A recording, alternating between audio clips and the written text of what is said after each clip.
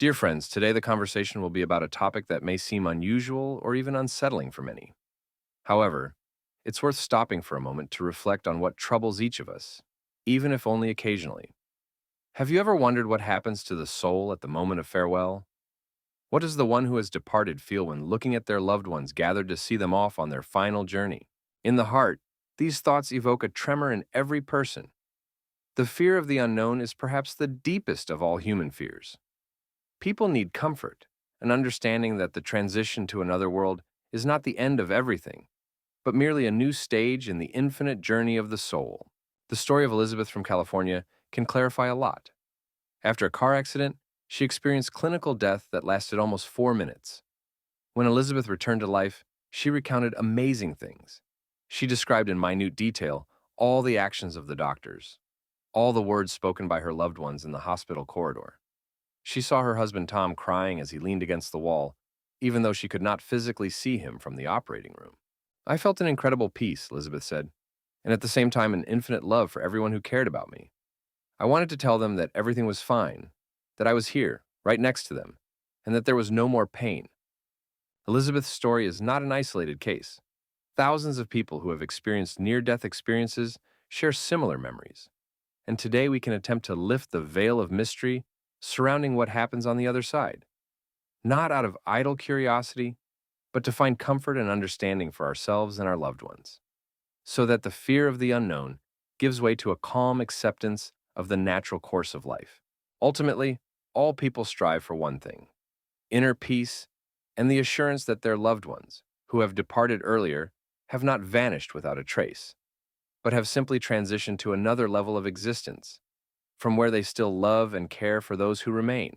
What happens when the soul leaves the body? What does it experience while observing its own funeral from the outside? These questions lie at the intersection of cultural studies, spiritual practices, and even modern science, which studies near-death experiences.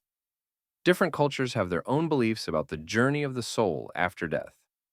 The ancient Egyptians believed that the soul embarked on a journey through the underworld. In the Christian tradition, there is talk of a passage to another world, where the soul stands before a higher judgment. Buddhists describe the state of bardos, an intermediary state between death and the next birth. Today, thanks to advancements in medicine, we have the opportunity to hear testimonies from those who have been at the border between life and death and returned. Their accounts are remarkably similar, regardless of culture, religion, or education. These testimonies allow us to answer at least partially the question of what the soul feels while observing the farewell to its own body. Dr. Jeffrey Long, an oncologist from Louisiana, has been collecting and analyzing cases of near-death experiences for more than 20 years. During this time, he has documented over 2,000 such stories. He notes, "It is astonishing how consistent the descriptions of what occurs after cardiac arrest turn out to be. People of different ages, faiths, and cultures describe similar sensations and experiences. Research shows that about 18% of people who have experienced clinical death retain clear memories of their experience. They talk about traveling through a tunnel, encountering deceased relatives, reviewing their lives, and, what is especially important for our topic, observing what is happening from the outside."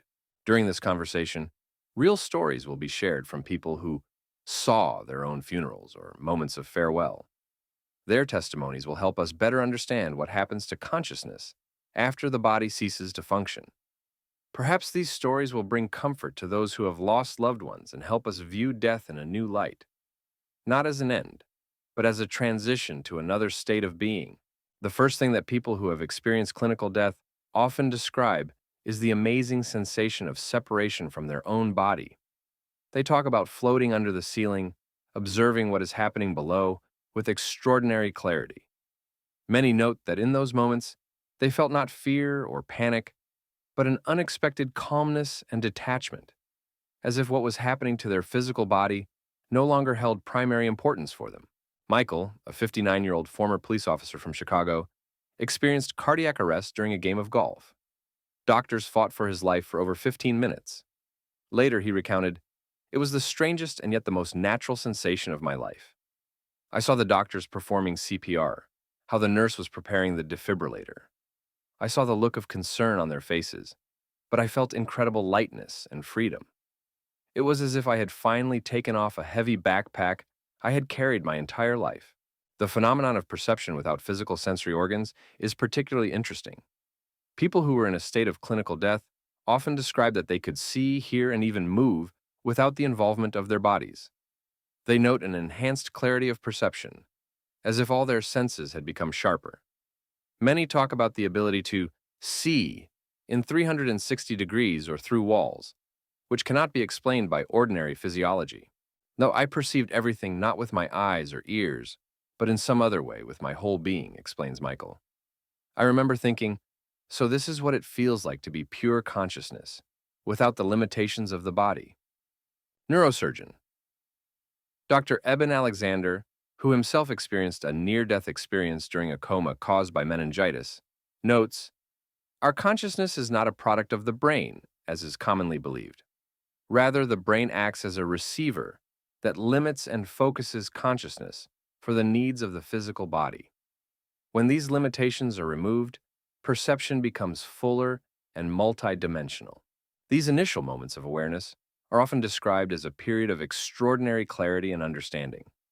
The soul, freed from the constraints of the physical body, gains a new perception of reality, more holistic, deeper, and at the same time, more serene. One of the most striking aspects of the near-death experience is the feeling of a deep emotional connection with loved ones. Souls that have left the body do not just observe what is happening, they feel the emotions of the living with incredible intensity. This connection, unbound by physical barriers, is often described as a bridge between worlds, made of the strongest human feelings, love and attachment. Sarah from Boston, a school teacher, experienced clinical death during complicated childbirth. Her heart stopped beating for 6 minutes. The most amazing thing was that I could feel everything my loved ones felt, she recalls. The grief of my husband David was almost tangible. It enveloped him in a heavy, dark cloud. I saw my mom praying in the hallway, and I felt her hope like rays of light. It wasn't just observing from the outside. I was literally experiencing their emotions with them.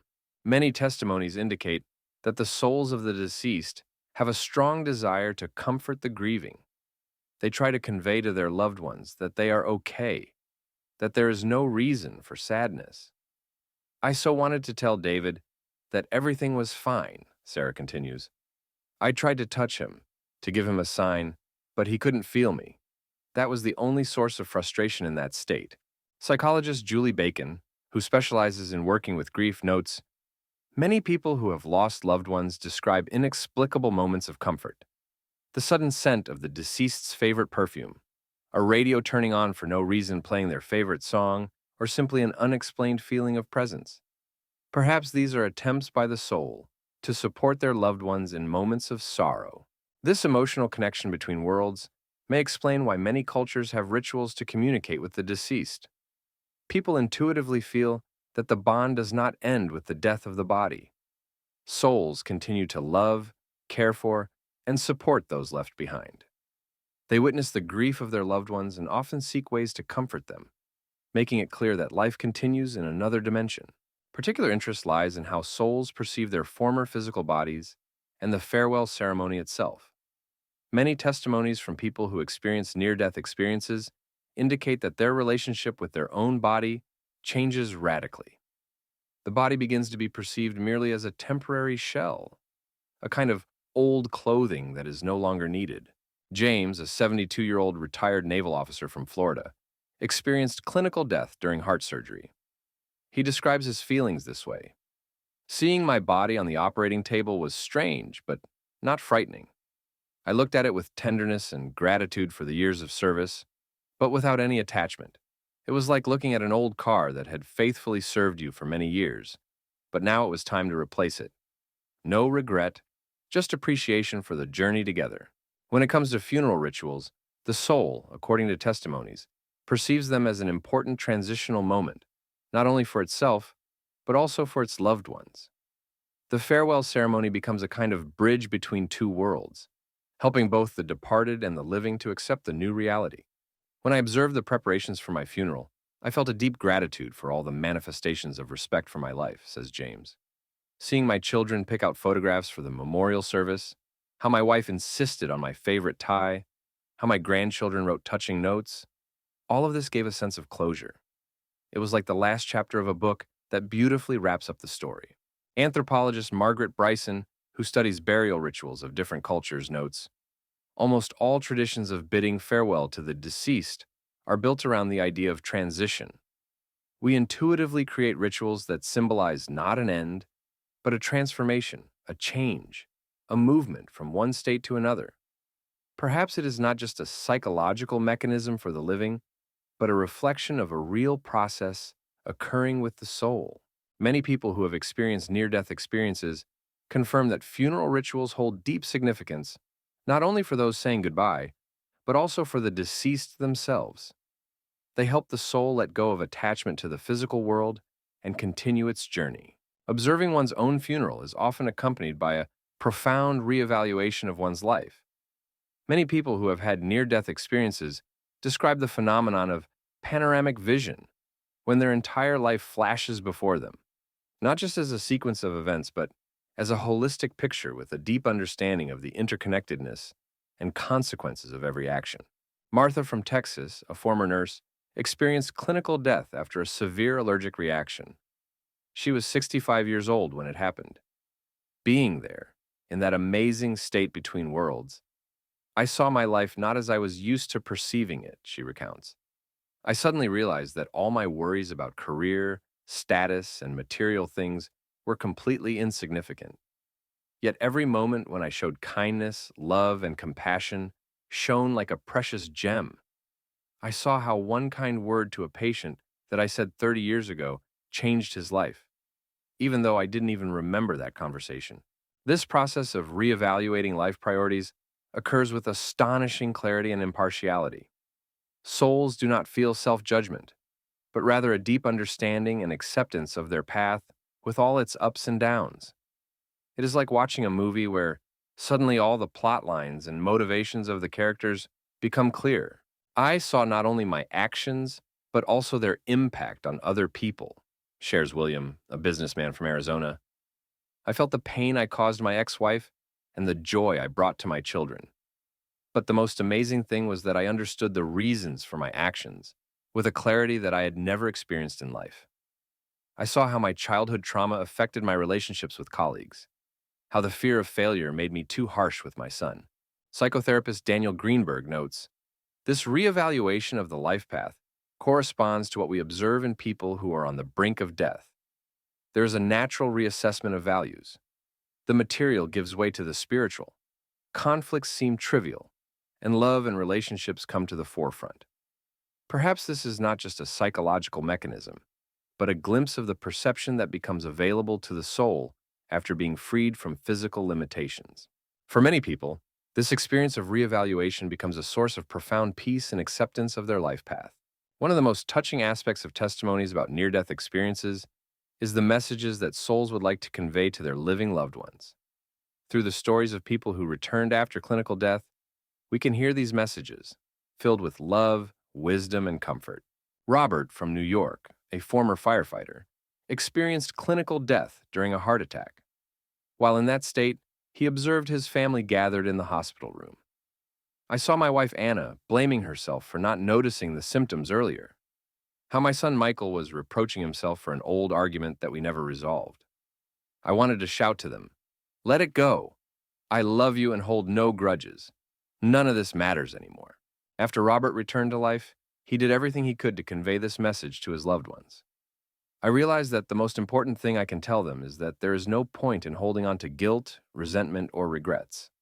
Life is too short for that. This desire to convey a message of forgiveness and liberation from guilt is one of the most common themes in accounts of near-death experiences.